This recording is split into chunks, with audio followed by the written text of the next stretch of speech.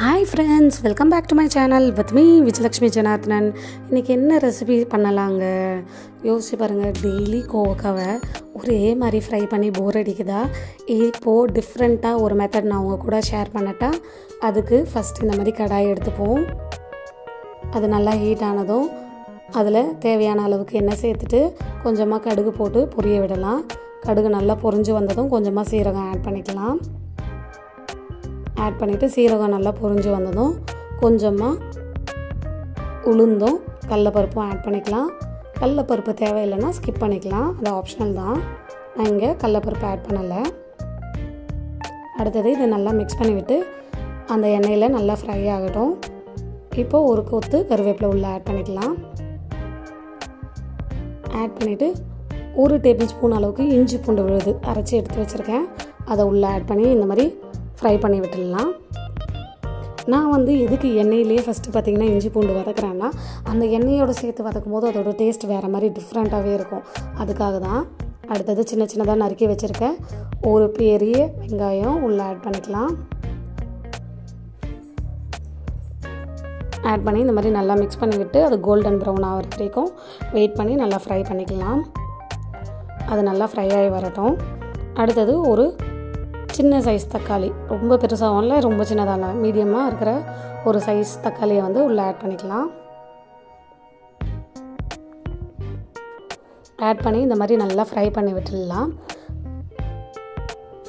இப்போ நான் சொல்லித்தர மெத்தடில் ஒன்ஸ் ட்ரை பண்ணிங்க பாருங்கள், கண்டிப்பாக டிஃப்ரெண்ட்டாக இருக்கும்.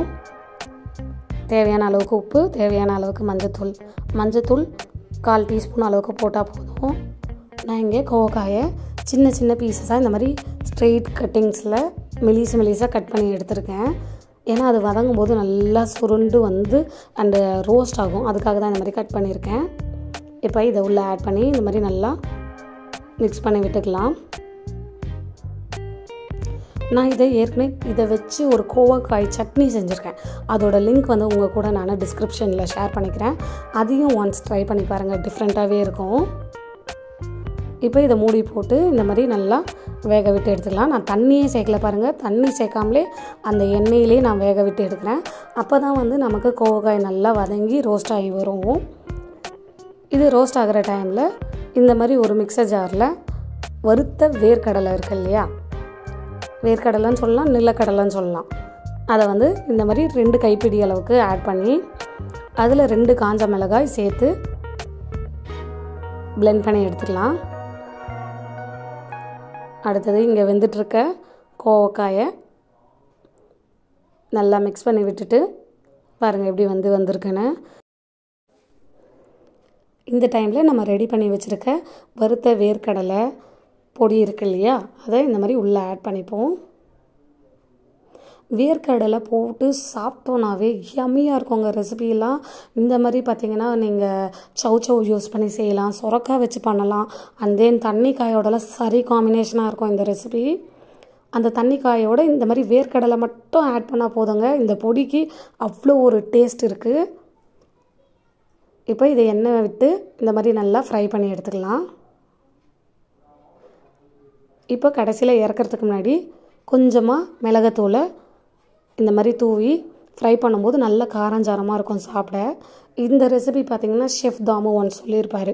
அவர்கிட்டேருந்து இதை எப்படி செய்கிறதுன்னு அந்த ரெசிபியை கேட்டு தான் நான் இதை ட்ரை பண்ணியிருக்கேன். நீங்களும் இந்த மாதிரி ட்ரை பண்ணி பாருங்கள். கொஞ்சமாக கொத்தமல்லி தூவிட்டு இப்போ இதை பவுலில் ட்ரான்ஸ்ஃபர் பண்ணிடலாம்.